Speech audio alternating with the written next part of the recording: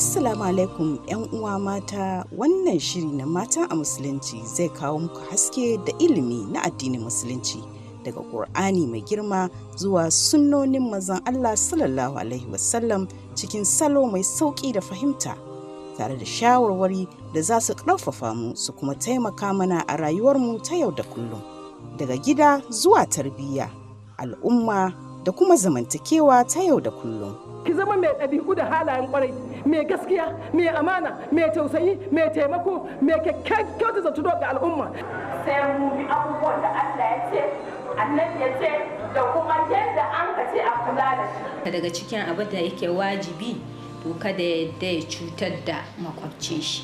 Wannan shiri ne na mata bisa ga turbar shari'ar addinin musulunci.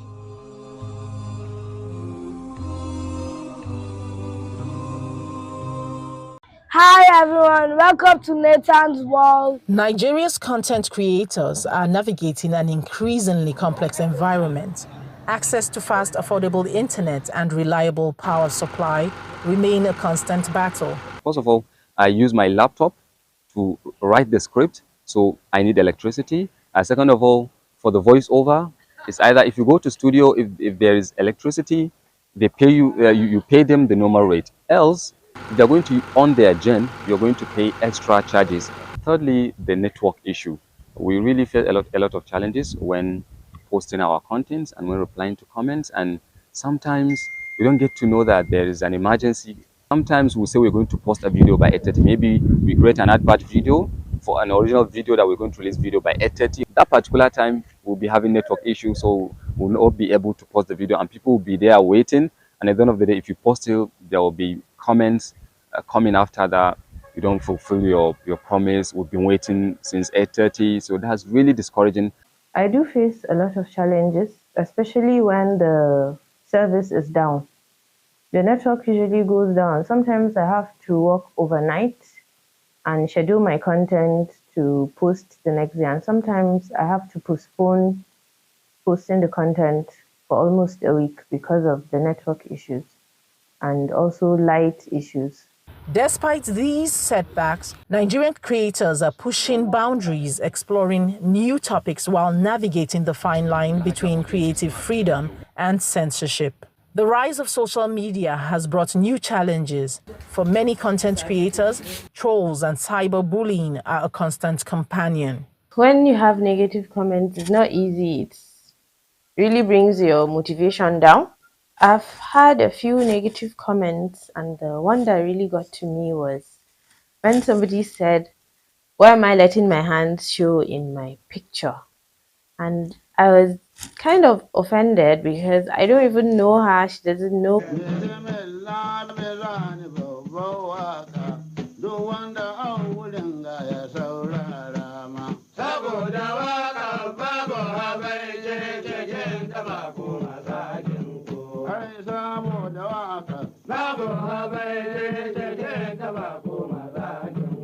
Abinda don mutum zai yi yayi domin ƙasar su tare da kishin zuci. Kun ga wanga taro na gwada kowa ƙara girmama al'adu. Kun ga wanga taro na gwada kowa ƙara girmama al'adu.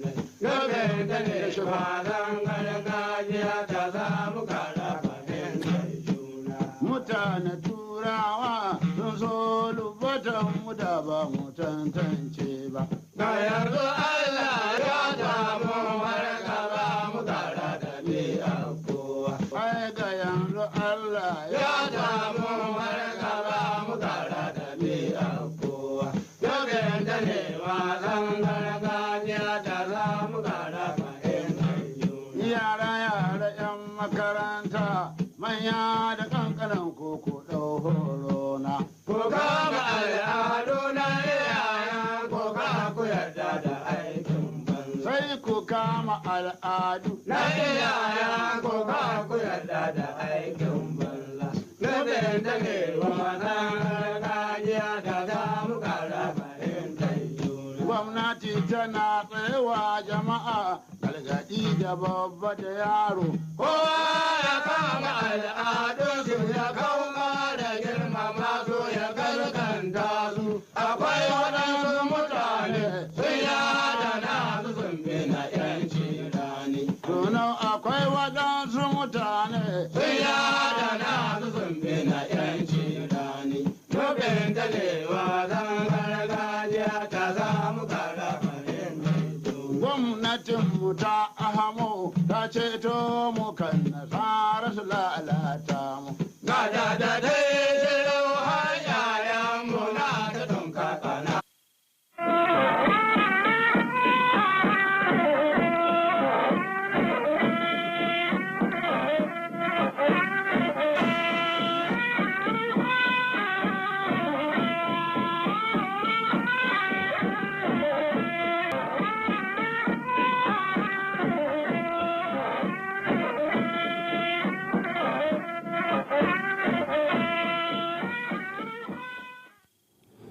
A cikin labaran namu na yau, gwamnatin jihar Sokoto ta raba sababbin jiragen ruwa masu aiki da injin haɗi da rigunan kariya guda 2,000 don kare haɗuran jiragen ruwa a jihar. An buƙaci waɗanda za su yi aure da su yi shi bisa tsarin koyarwar manzon Allah sallallahu alaihi wasallam. Assalamu alaikum, barkamu da warhaka da sake haɗuwa da ku a cikin shirinmu na labaran Nta Sokoto. Yau muna Laraba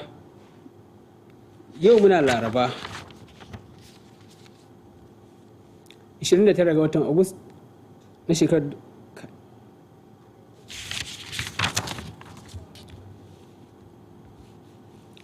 kada ku manta za ku iya kallon waɗannan labarai kai tsaye a cikin tsarinmu na social media wato Facebook at Nta Sokoto News Update da kuma a YouTube at Nta Sokoto live stream. Sunana Ali Muhammad Kawai ya dauke da fassarar labaran. Gwamnatin jihar Sokoto ta raba jiragen ruwa masu aiki da injin guda 20 da rigunan kariya 2,000 ga al'ummomin da ke yankunan da ke bakin ruwa da ke ƙananan hukumin jihar don magance yawan aukuwar haɗuran jiragen ruwa da kwale-kwale da kan jawo asarar rayuka da dukiyar al'umma. Gwamnan jihar Ahmad Aliyu wanda ya kaddamar da rabon a ƙauyen Dundaye da ke karamar hukumar Wamako ya buƙaci masu sarrafa jiragen da su guji mugun lodi. Ga rahoton.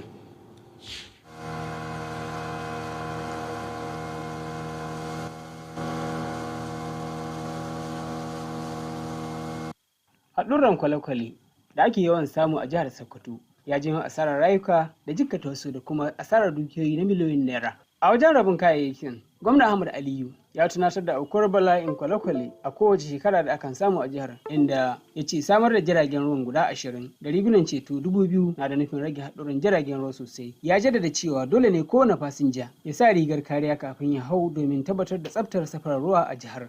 Ina son in ƙara tabbatar muku da ci gaba da tabbatar da cewa wannan gwamnati tamu ta ci gaba da kulawa kwarai da gaske ga abin da ya shafi kariyar rayuwa da kuma dukiyar al'umma a jihar Sokoto, ko da wani wuri ko yanki mutum ya zo, musamman inda yana zaune a wannan jihar tamu mai albarka.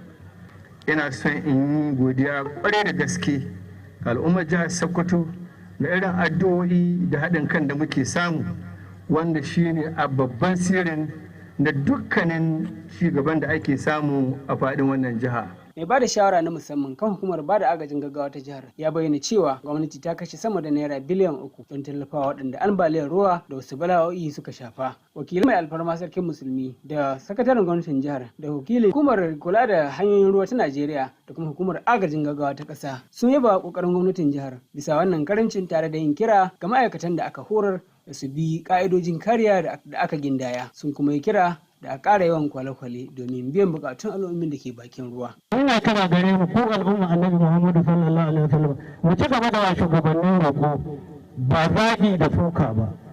Mutum bai san akwai wahala da shugabanci ba sai ya rika shi. A yayin da aka raba jiragen ruwan da sauran kayan kariya, ana sa ran harkokin sufurin ruwa a jihar Sokoto za su inganta sosai tare da rage haɗurran jiragen ruwa.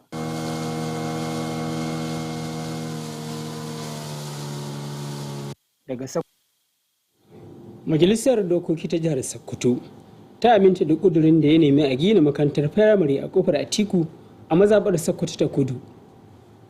Ɗan majalisa mai wakiltar yankin Aminu Garba Gidado shi ya yi wannan kira a zama majalisar.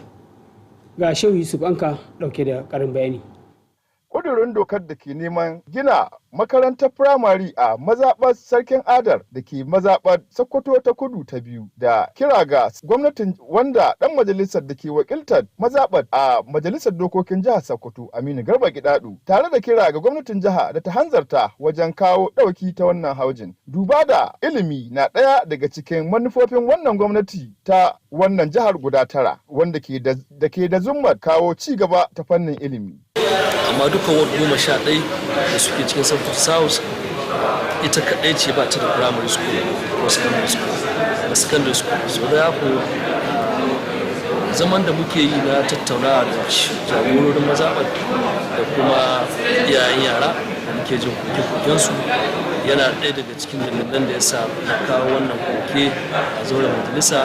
Takwarorin shi 'yan majalisun da na ba da goyon bayan ƙudurin sun yi ba ma ɗan majalisar tare da kira ga gwamnati da ta hanzarta wajen ɗaukaka ilimi ga al'ummar. Shugaban majalisa Tukur Balabo Dinga bayan dogon nazari da kuma bayanai kan muhimmancin ƙudurin dokar daga bisani ya ayyana amincewar zauren bisa ga wannan ƙudurin tare da kira ga gwamnatin jiha da ta hanzarta wajen kawo ɗauki ga al'ummar. Daga bisani an ɗage zaman majalisar zuwa gobe domin ci gaba. Daga majalisar dokokin jihar Sokoto, Shehu Yusuf Anka, labaran NTA. An jaddada muhimmancin ƙulla aure kamar yadda sunnar manzon Allah sallallahu alaihi wasallam ta koyar da cewar babban jigo ne wajen gina al'umma mai cike da zaman lafiya da ci gaba. Wannan shine babban sako a zama na wata-wata da ƙungiyar mata musulmi kan shirya. An yi shi ne a cibiyar ilimi ta Sheikh Isa Talata Mafara da ke nan Sokoto. Har ila yau ga Sheikh Yusuf Anka.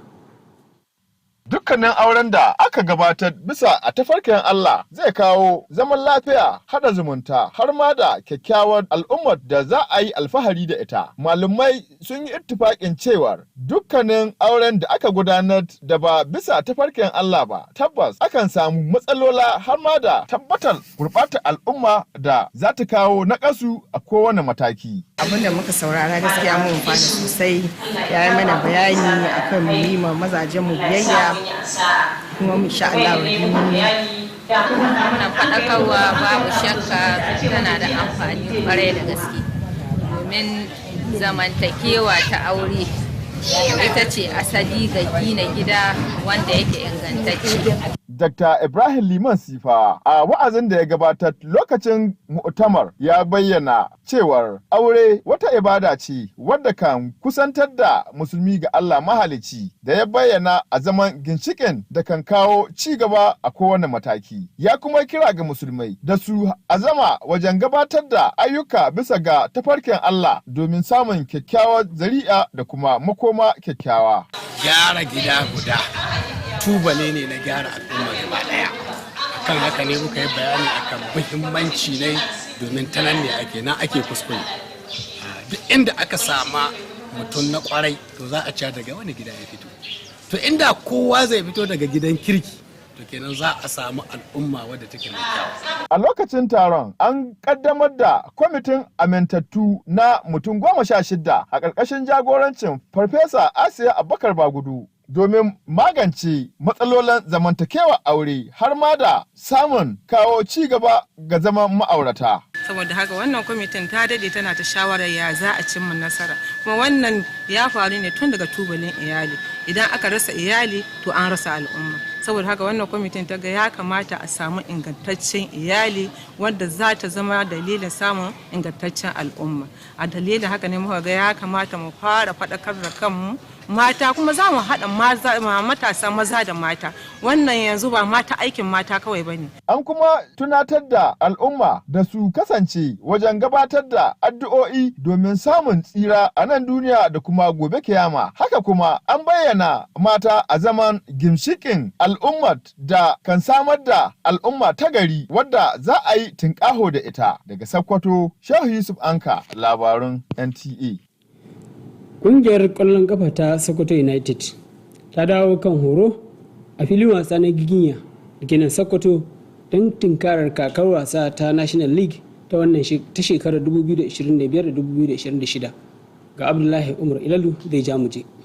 Masoya ƙwallon ƙafa sun so halarta a filin wasa na Giginya wato Giginya Stadium da ke Sokoto, yayin da ƙungiyar ƙwallon ƙafa ta Sokoto United ta fara atisaye domin shirye-shiryen kakar wasanni ta 2025 zuwa 2026 ta gasar Nigerian National League. 'Yan wasa 18 ne suka riga suka iso sansanin, alamar cewa kakar bana za ta kasance mai cike da hazaƙa da burin yin nasara. Shugaban ƙungiyar Umar Muhammad Maraya ya tarbi 'yan wasan tare da jan hankalinsu da su kasance masu mai da hankali, da'a da kuma haɗin kai, sannan ya buƙaci 'yan wasan da basu iso ba da su garzayo cikin lokaci. Ya tabbatar wa magoya baya cewa kocin ƙungiyar Peter Ageni tare da tawagarsa na koyarwa sun fara ba da horo mai tsanani domin ƙara kimtsa ƙungiyar domin ganin an fara kakar da ƙwarin gwiwa. Maraya bayyana ƙwarin gwiwa cewa wannan kakar za ta samar da sakamako mai kyau, tare da jaddada cewa Sokoto United za ta baiwa masoyanta abinda za su yi farin ciki a watanni masu zuwa.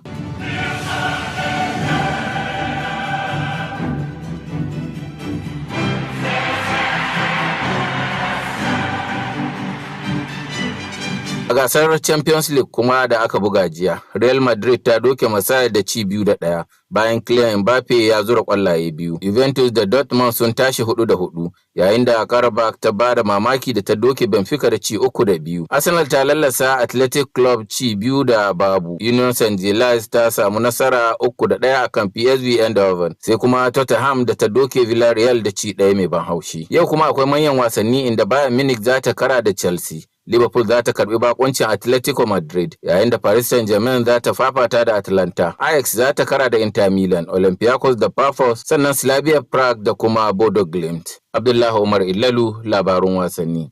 To masu kallon mu iyakacin labarin namu kenan. Sai dai kafin mu yi sallama, gwamnatin jihar Sokoto ta raba sababbin jiragen ruwa masu aiki da inji don tunkarar kariya da wato don neman kariya daga yawan haɗarin jiragen ruwa a ruwayen jihar. Haka ma an buƙaci waɗanda za su yi aure da su yi shi bisa tsarin koyarwar manzon Allah sallallahu alaihi wasallam. Mun gode da kallon labaran NTA Sokoto, sai da safen ku.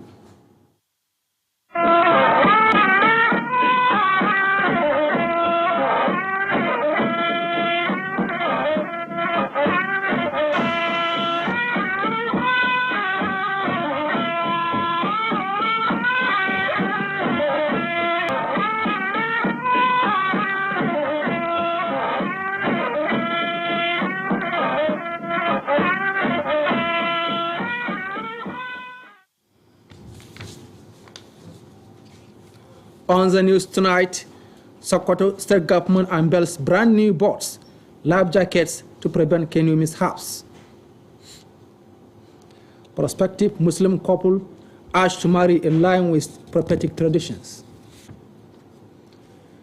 Good evening and welcome to NTA Sokoto News. Today is 24th Rabiul Awal and 17 September 2025. Remember that you can watch us live on our social media handle, that is Facebook and YouTube. My name is Usman Mohamed Benji with the news. Sokoto Sargama has distributed 20 motorized boats, 5 armed boats, and 2,000 life jackets to liberate local government areas with a view to curbing frequent canoe mishaps that have claimed lives and property. Governor Ahmed Aliu of Sokoto, who launched the distribution in Nundai village, Wamako local government urged operators to avoid overloading. Ali Muhammad Kawai reports.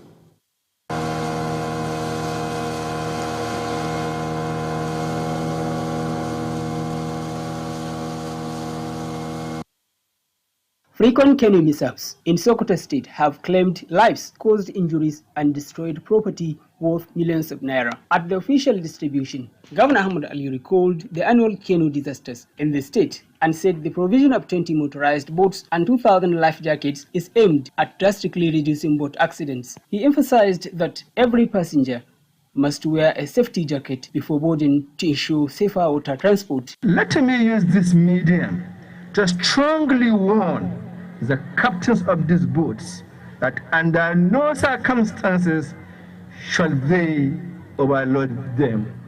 I urge the local government chairman to take responsibility for the security and the proper management of these boats.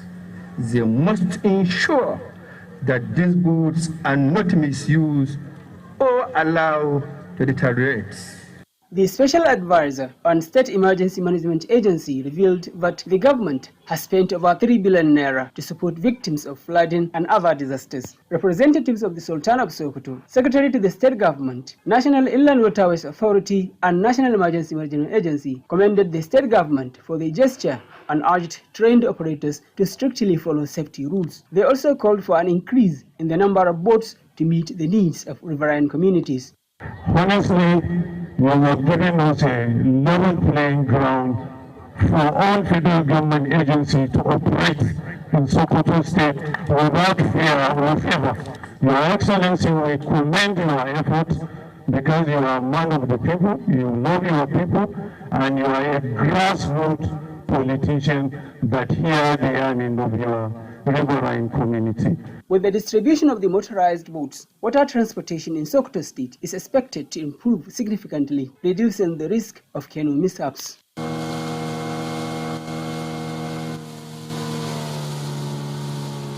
In Sokoto, the Sokoto State House of Assembly has approved a motion for the construction of a model primary school in Sarkin Adar, Upper Atiku, Sokoto South constituency. The motion moved by the member representing Sokoto South 2, Aminu Garba Gedado, also called on the state government to take immediate action. Sheikh Yusuf Anka reports. The motion moved by Aminu Garba Gedado, member representing Sokoto South 2, urged the state government to swiftly establish a primary school in Sarkin Adar ward of Kofar Atiku metropolis to enhance educational standards and improve the living standards of residents. The call aligns with education as one of the 9-point agenda of the governor of Sokoto State, particularly his commitment to raising the standard of education across the state. Sarkin Adar Kofar Atiku is one of the 11 wards we have in Sokoto South local government. There has never been a primary school established in that ward. So that is the reason why we found it absolutely necessary to cushion the hardship where the parents are facing in sponsoring the wards to go to neighboring wards. Several members in their contributions commended the foresight of the lawmaker and urged the state government to act urgently. The Speaker, Tukurbala Bodenga, after careful deliberations on the impact of the motion, announced its unanimous approval by the House, calling on the state government to promptly intervene in the interest of electorates. The House adjourned its sitting to tomorrow for continuation. From the Sokoto State House of Assembly, Sheikh Yusuf Anka, NTA News. The need to contract marriages in line with prophetic traditions has been highlighted as a key factor for building a peaceful and successful society.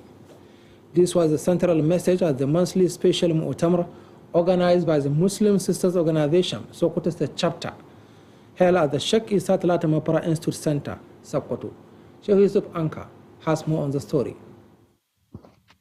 In Islam, marriage is ordained by Allah to foster peace, harmony, and the upbringing of responsible members of society. Scholars, however, caution that the practice is increasingly pursued for material gain, a trend that often leads to domestic crisis and social decay. Islamic teachings emphasize that marriage, contracted according to prophetic traditions, create blissful families and raise children with values worthy of emulation.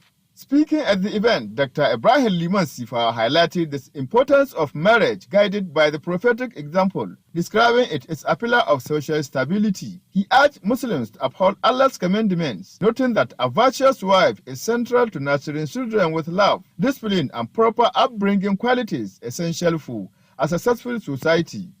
Family is the most essential element of the society. It starts with an individual. But remember, an individual is a product of a family, one family or the other. So if we have a good family, an ideal family, that means they are going to produce individuals that are going to perform effectively in the society. The program also featured the inauguration of a 16-member Board of Trustees committee chaired by Professor Aiset Abubakar Bagudu, was amended to mediate domestic violence cases, resolve proper disputes, and promote harmony in marital life. So we think the best way is to actually come with a committee which will going to help in initiating and helping people to understand what is the importance of being a Muslim and living by the teachings of Islam. And we will do all our best to bring about activities that will enhance the understanding of Islam and the practice of Islam. Participants were further reminded of the need to draw closer to Allah through fervent prayers and to recognize the vital role of women regarded as mothers of the nation in building a better society. In Sokoto, Shehu Yusuf Anka, NTA News. Now to sports. Sokoto United Football Club has resumed training at the Gigea Memorial Stadium as preparations intensify for the 2025-2026 Nigeria League season. Abdullahi Umar Elalo has more on sports stories. Excitement is back at the Gigea Memorial Stadium as Sokoto United Football Club resumed training ahead of the 2025-2026 Nigerian National League NNL campaign. 18 players have so far reported to camp, marking the start of what promises to be a busy and ambitious season for the club. Welcoming the players, General Manager Omar Mohamed Marai charged them to remain focused, disciplined and united, while urging those yet to report to join without delay. He assured supporters that head coach Peter Ageni and his technical crew have already begun intensive drills designed to build a competitive side capable of starting the season on a strong footing. Marai expressed confidence that Sokoto United will deliver improved performances this season, stressing that the club is determined to give its passionate fans plenty to cheer about in the month ahead.